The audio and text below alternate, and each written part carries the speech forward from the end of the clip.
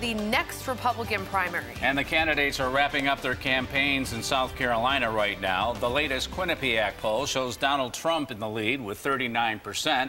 In second place is Marco Rubio. In third place is Ted Cruz, who's taking his cues on the campaign trail by a professor from Western New York. News 4's Marissa Perlman joins us in the newsroom with the details. Well, Don, University at Buffalo professor and political scientist Dr. James Campbell has done more than 20 years of research on political campaigns and strategy, too, some of which are now guiding the Ted Cruz presidential campaign. You have a critical choice to make. Our country literally hangs in the balance. The Ted Cruz campaign credits psychological data and analytics in its strategies so far. The campaign profiles and targets potential supporters and their concerns. They're looking for any way, kind of breaking the traditional methods and using the new technologies that are available to get their message out as well.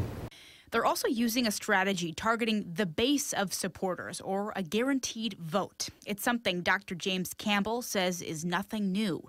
His research on this has been around for decades.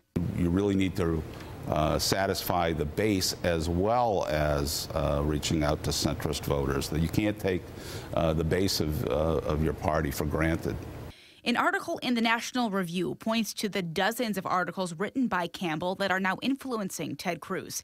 He spent decades measuring the impact of swing voters on presidential elections. I mean, they want to be represented. That's the bottom line. It's not just they're not willing just to choose the lesser of two evils if their party seems to be taking them for granted or ignoring their concerns.